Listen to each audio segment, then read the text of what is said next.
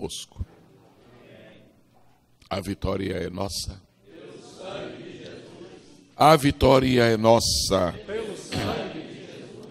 Se o Senhor não estivesse ao nosso lado, ora, diga a Israel, se o Senhor não estivesse ao nosso lado, nenhuma vitória teremos alcançado.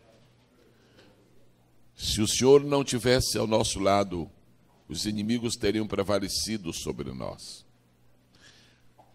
Se o Senhor não estivesse ao nosso lado, nosso ministério não teria sido por Ele confirmado. Se o Senhor não estivesse ao nosso lado, não teríamos nada para deixar como legado para as próximas gerações. Se o Senhor não estivesse ao nosso lado, nosso coração não estaria triunfando em alegria, porque a nossa alegria resulta da presença do Senhor conosco.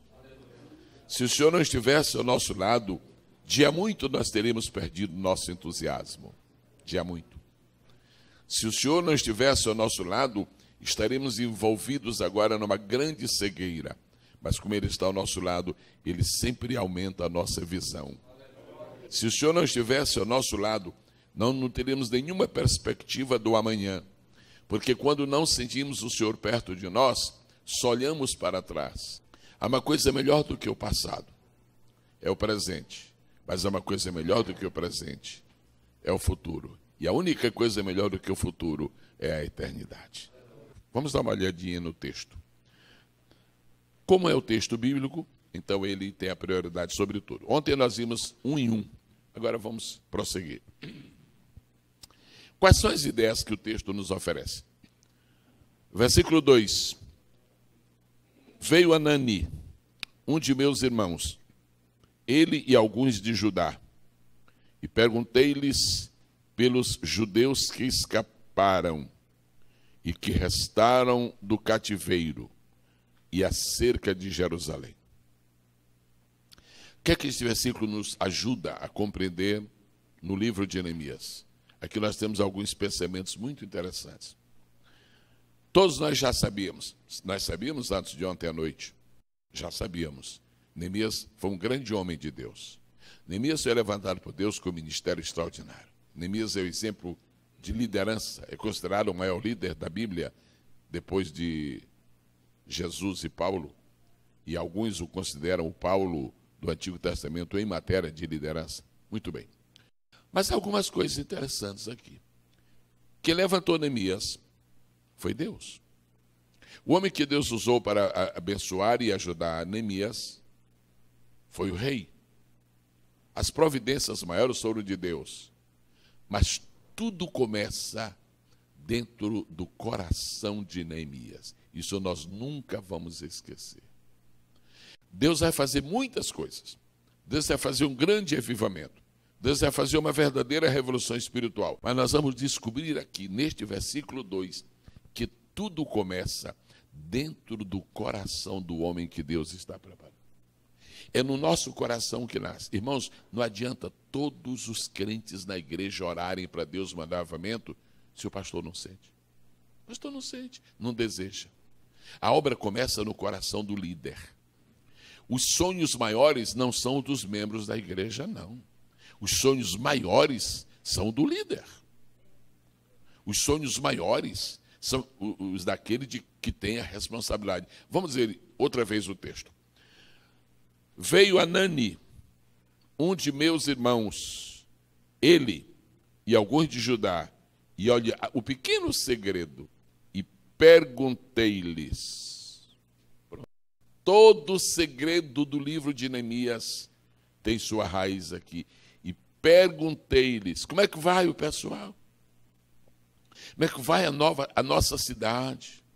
Como é que vai aquele pessoal, aquela última leva de cativos? Como é que vai? Como é que vão os muros?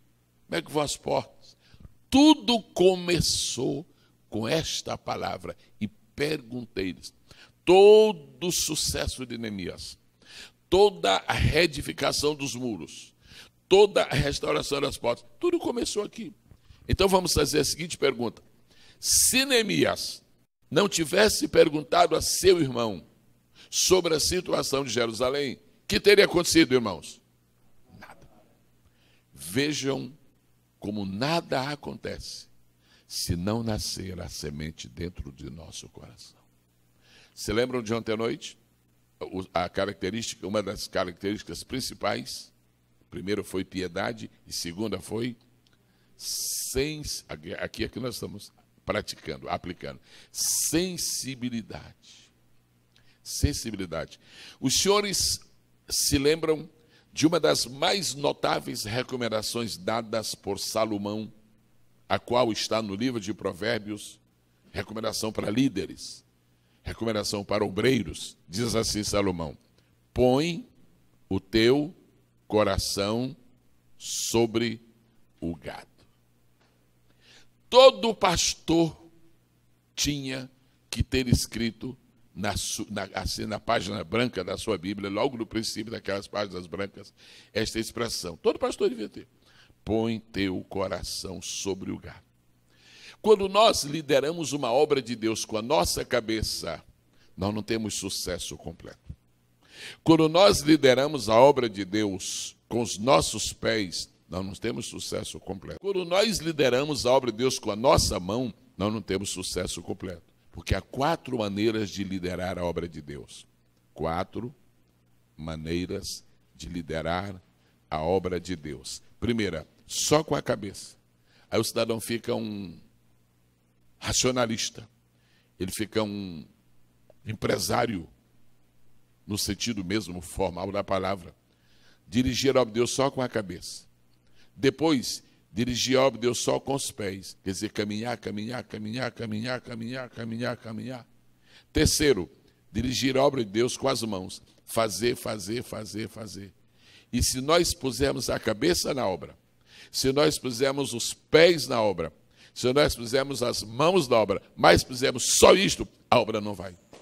Está faltando uma coisa. O que está faltando? O que Salomão falou. Põe teu coração, rapaz, sobre o gado. Põe o teu coração. Neemias tinha o seu corpo em Suzã, mas tinha o seu coração em Jerusalém.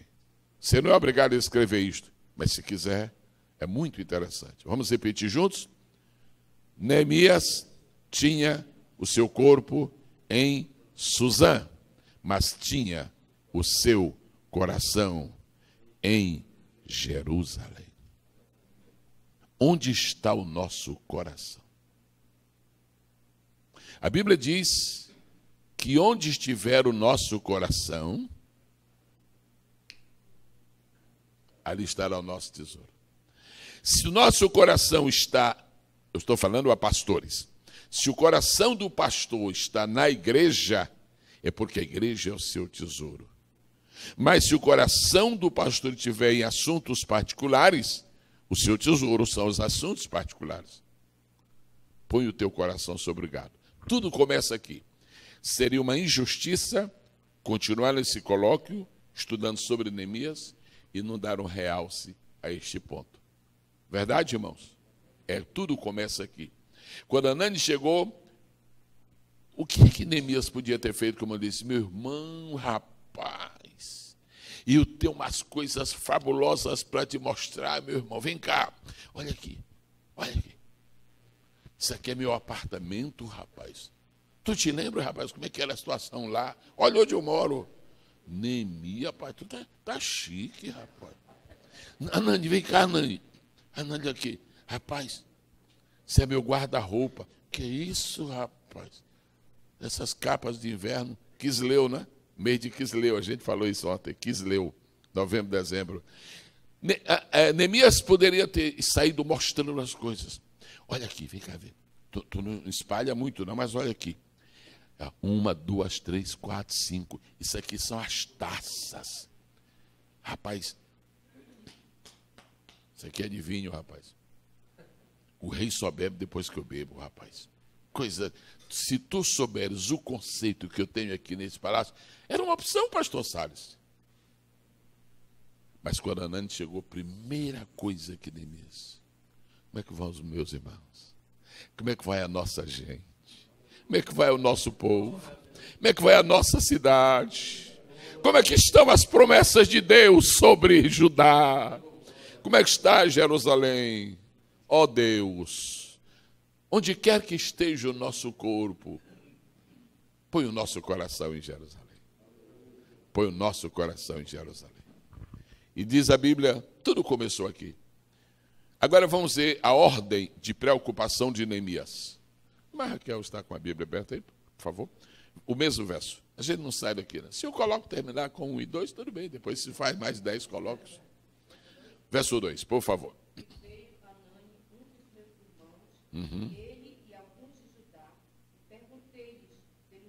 Ok, só um minutinho.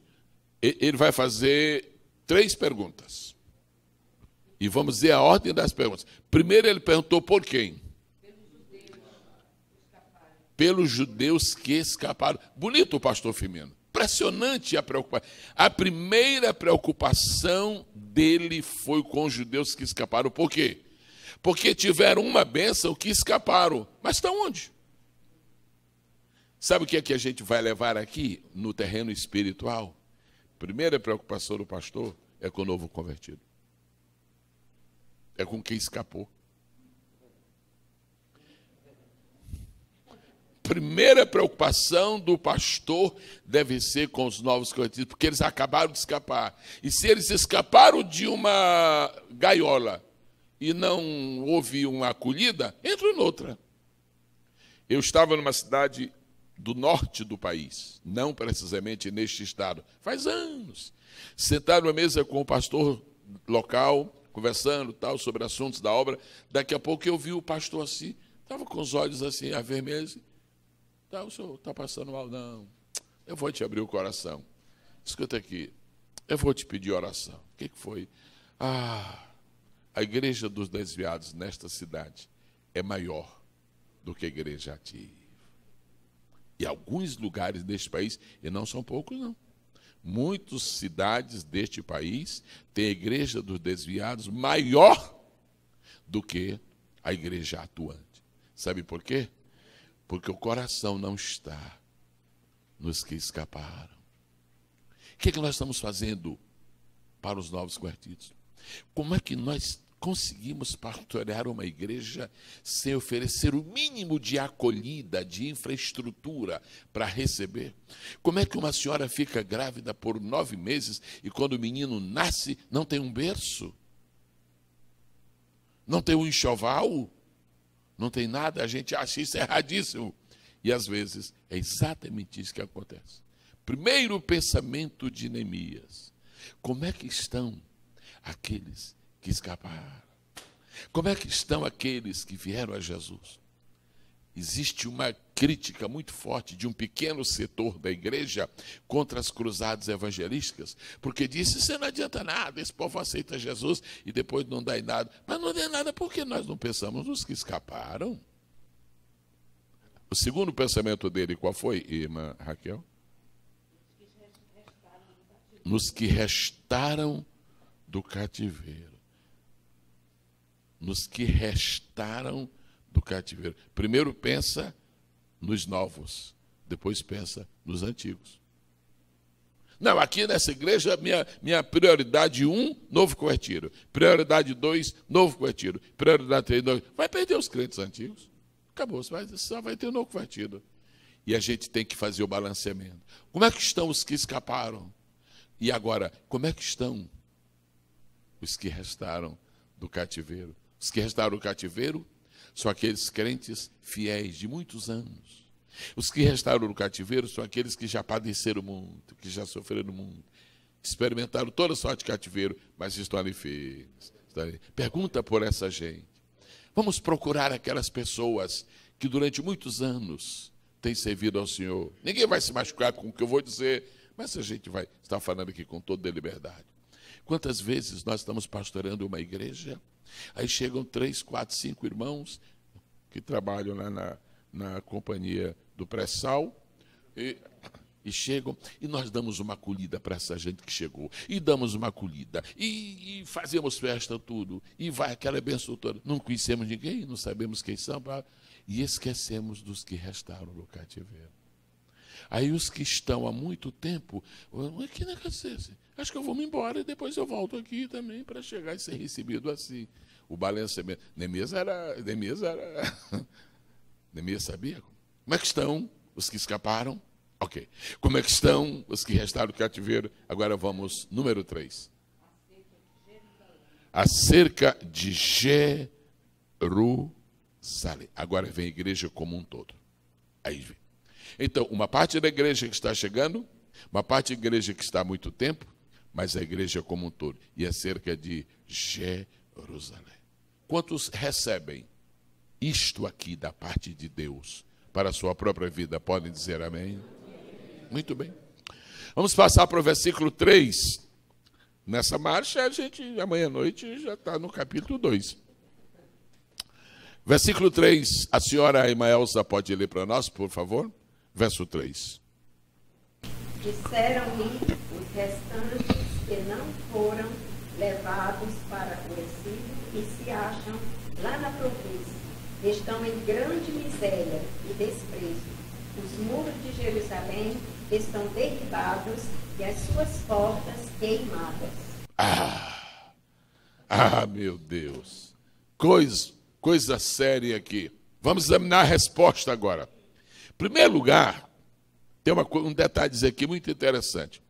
O Neemias fez a pergunta para uma pessoa. Para que foi que Neemias fez a pergunta? Para o irmão dele. Como é o nome do irmão dele? Anani. Quem foi que respondeu? Mais de uma pessoa respondeu. Porque diz assim, e disseram-me. Nunca ouça informações só de uma pessoa. Nós, pastores, no exercício do nosso ministério, nós nos arrependemos de algumas decisões que nós tomamos, porque nós ouvimos só uma pessoa. Nós ouvimos só um lado. Nós ouvimos só 20% da informação. O cidadão chega e diz, mamãe, aconteceu assim. Aí nós emitimos o julgamento, né? Pá!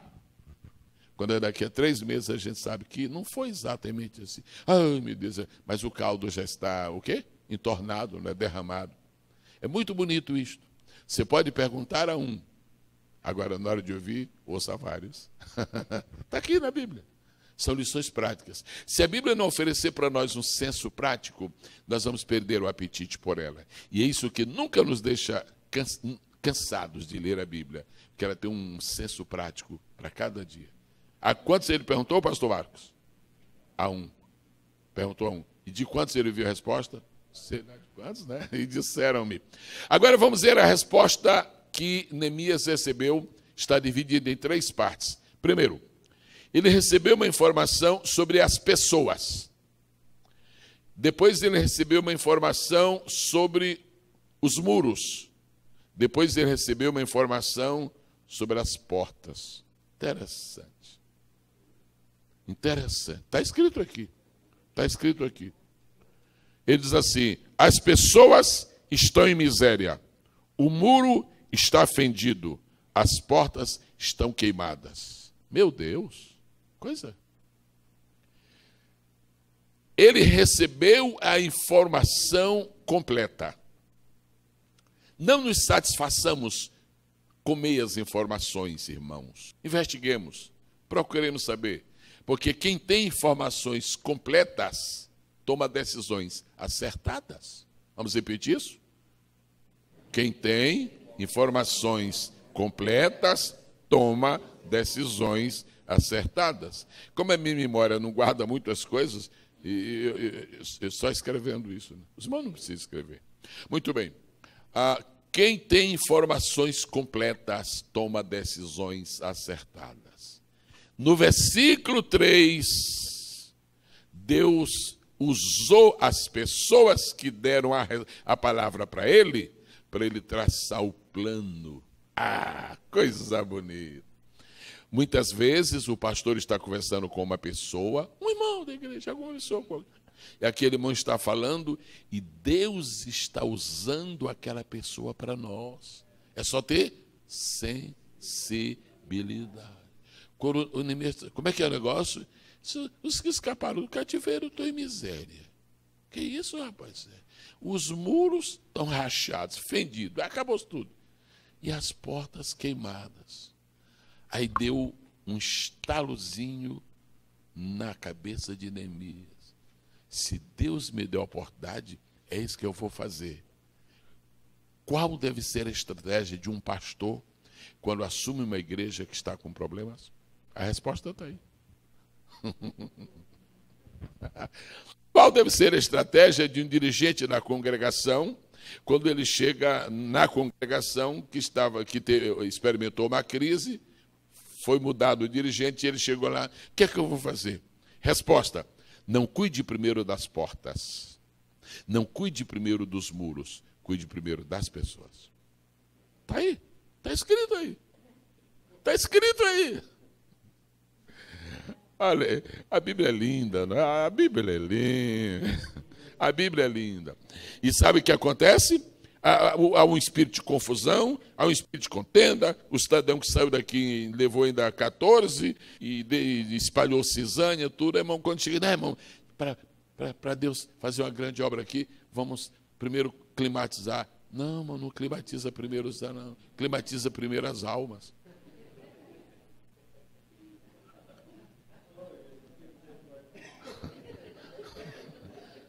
E aqui diz assim, isso Deus está falando.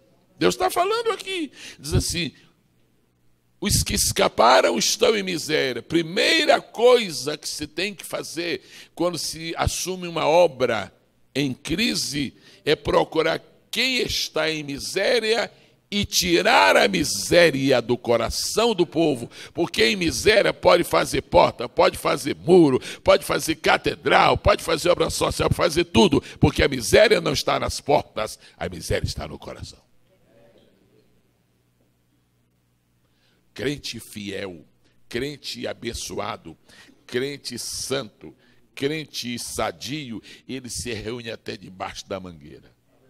Agora, crente doente faz um prédio de luxo e ele está murmurando. Porque a miséria não está no prédio, a miséria está no coração.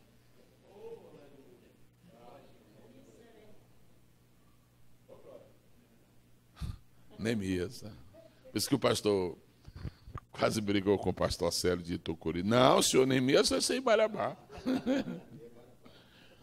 Muito bem. Vamos repetir o verso 3. E disseram-me, os restantes que restaram do cativeiro, lá na província, estão em grande miséria, depois da miséria, depois do meu irmão, do meu companheiro, do meu colega, cuidar dos que estão em miséria, de quem é que o irmão vai cuidar?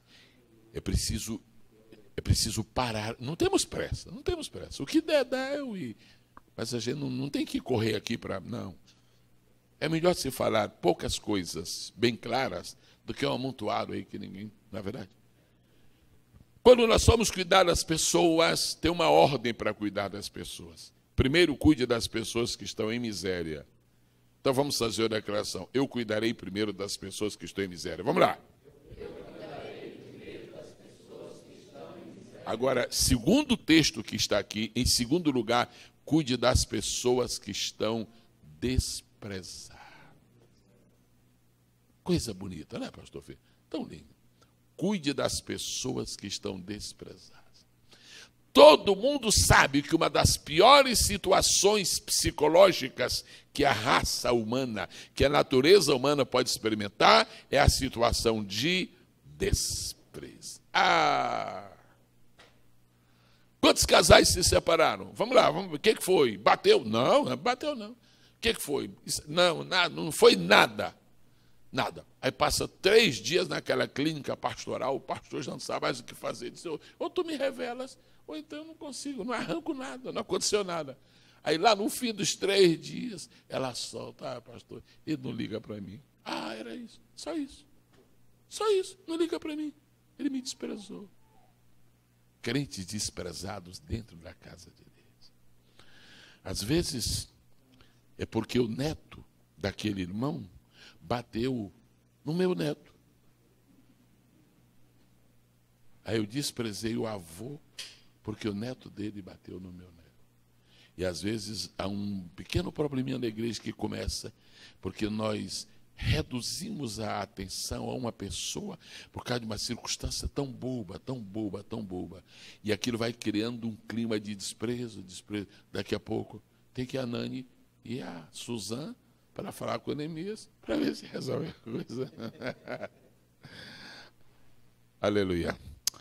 Primeiro, se cuida das pessoas. Quando se cuidar das pessoas, são duas classes. Primeiro, se cuida dos que estão em miséria. Agora, miséria aí tem dois aspectos. Primeiro é da alma e depois é do corpo. Primeiro, a espiritual, depois a social, a pessoal. Mas não cuide primeiro da miséria do corpo, não. Não, cuide primeiro da miséria da alma. E depois o desprezo. E agora agora nós vamos fazer uma avaliação muito rápida, uma comparação sobre os três problemas. Qual era o problema do povo? Vamos falar juntos. Miséria e desprezo. Qual era o problema do muro? Fendido, rachado, caído. E qual era o problema das portas? Muro não queima. Quem queima é porta.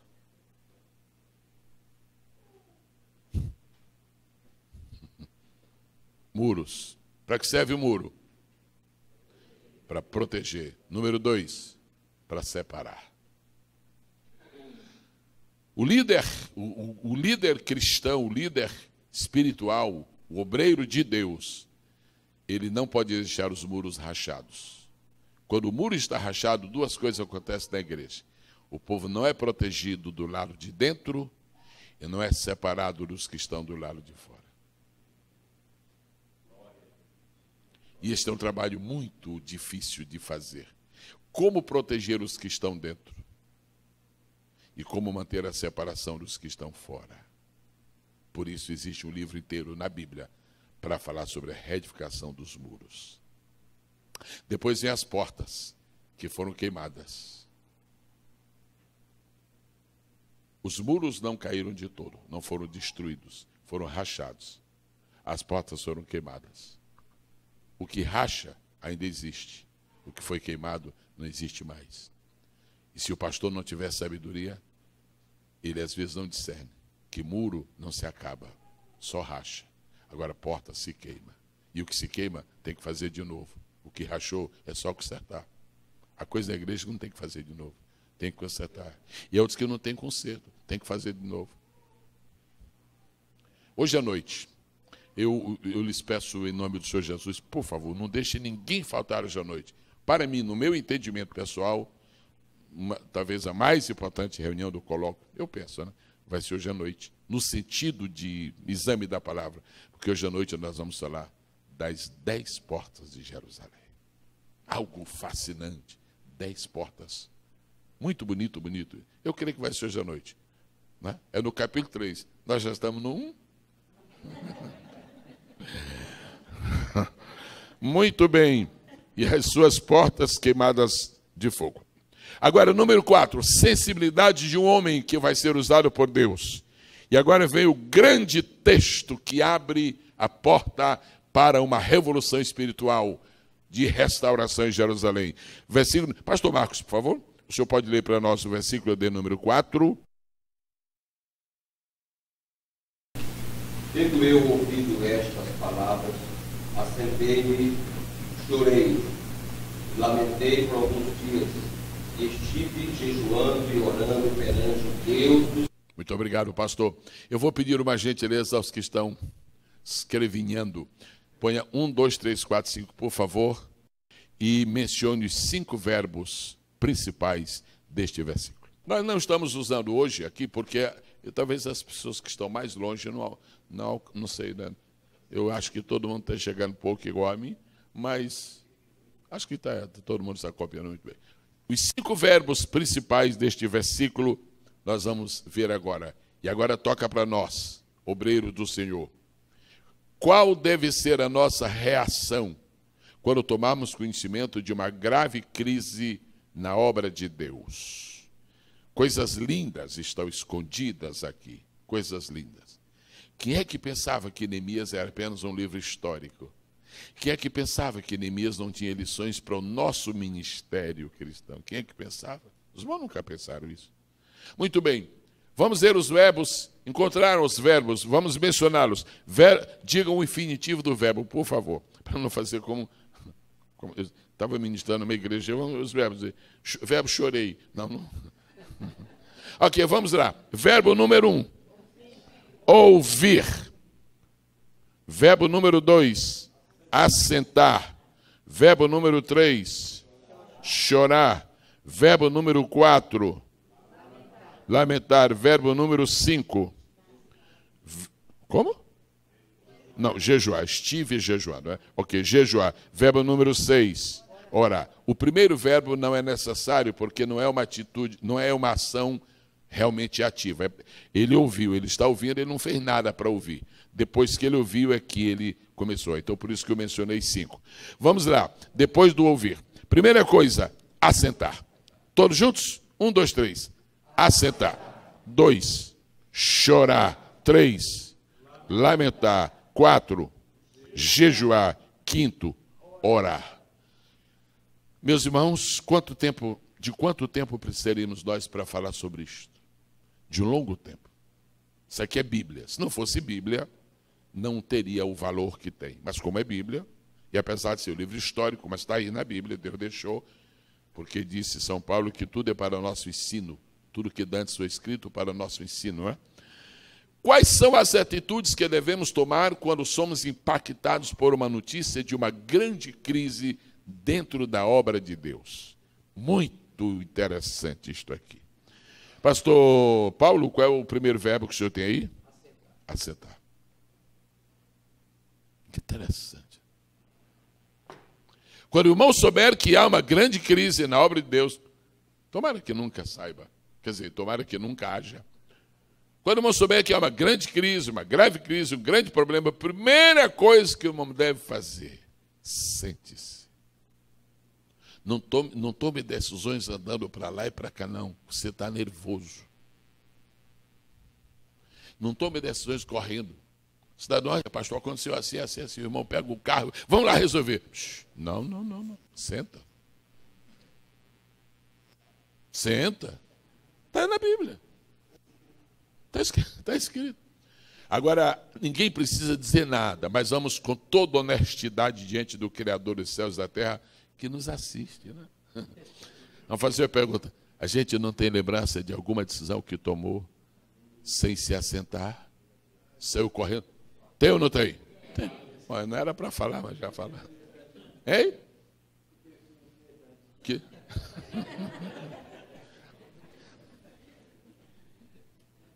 Isso acontece no lar. No lar. Eu tinha 6 filhos pequenos. Continuam com 6, mas agora são grandes. Eu estou em casa, aí chega um menino e conta uma história. Fulano, pá, me bateu aqui, pá. Vamos lá. Aí fazemos uma injustiça tremenda, porque o nosso filho é um anjo. Aí não, nunca tome uma decisão que pretenda resolver uma crise. Nunca tome uma decisão que pretenda resolver uma crise. Nunca tome uma decisão em pé. Nunca tome uma decisão importante na vida em pé. Andando. Senta. Será que isso funciona mesmo? Sim ou não? Está aí. Como é que é? Está escrito. Assentei. Relaxe. Põe a cabeça no lugar. Tenha paciência. Segundo lugar, assentei-me. Segundo lugar, chorei. Deixe as suas emoções extravasarem, para que o seu raciocínio venha a ser mais equilibrado. Diz os entendidos que o choro tem muitos propósitos. O choro tem muitas propriedades. Mas uma delas, e agora isso não é tão científico, mas é prático que só. O choro, irmãos, é líquido, não é? Lágrima é líquida. O choro lava a nossa alma e nos prepara para tomar decisões mais inteligentes. Depois que você chora,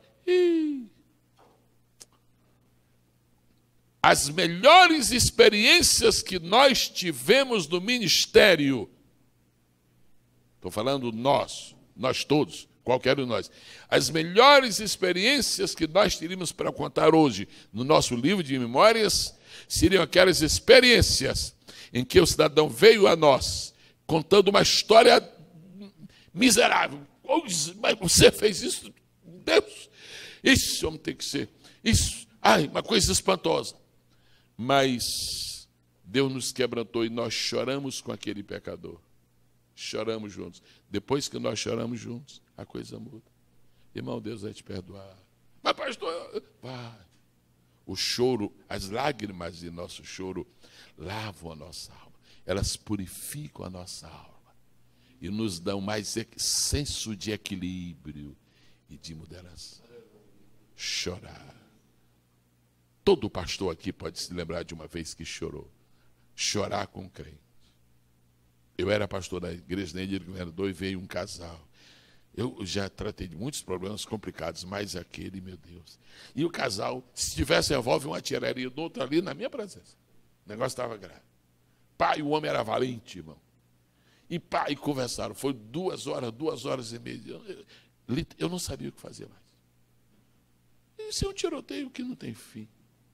Aí Deus me deu uma inspiração no coração.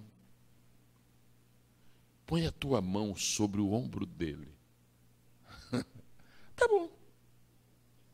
Aí o poisão, ele olhou assim. Aí Deus começou a quebrantar, sabe qual coração? Não foi o deles, não. Foi o meu. E Deus começou a me quebrantar. Daqui a pouco eu abaixei minha cabeça assim e comecei a chorar. Quando eu comecei a chorar, o homem se levantou e disse: pastor, pelo amor de Deus, o senhor está chorando. É por mim? É. O senhor está chorando por mim, pastor? Pastor, eu perdoo tudo. Pastor, está perdoado. Minha velha, abraço. Irmão, resolveu. Num minuto resolveu.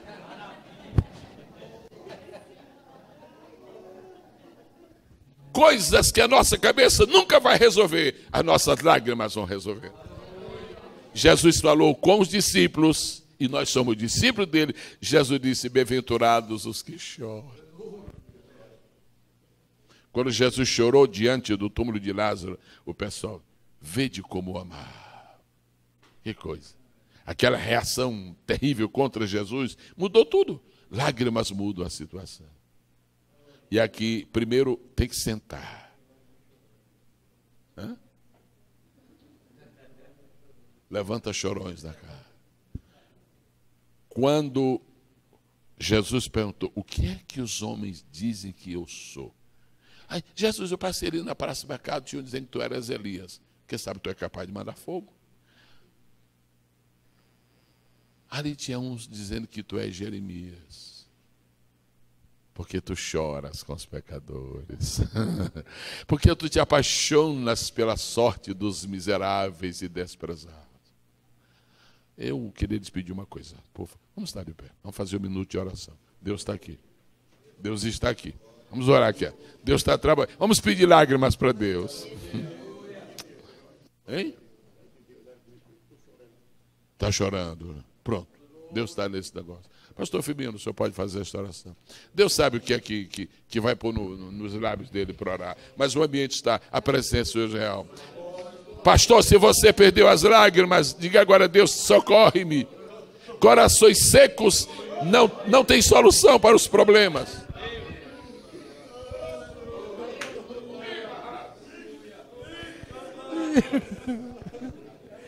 Deus, seja misericordioso para conosco.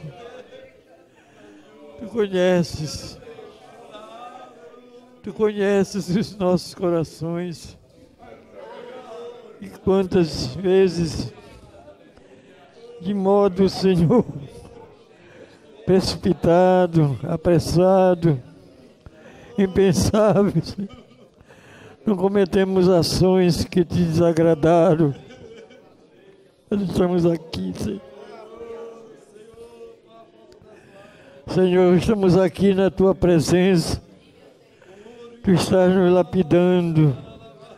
Tu estás nos ajudando a entendermos melhor o nosso papel de homens de Deus nos dias tão difíceis em que vivemos. Dias em que as lágrimas estão desaparecendo, Senhor. Senhor, em que não há mais choro, são poucos os que choram. Tem misericórdia dos teus ministros. Tem misericórdia dos teus obreiros. Tem misericórdia dos homens que tu chamaste para fazer a tua obra. A obra mais importante, a obra mais significativa, a obra mais maravilhosa.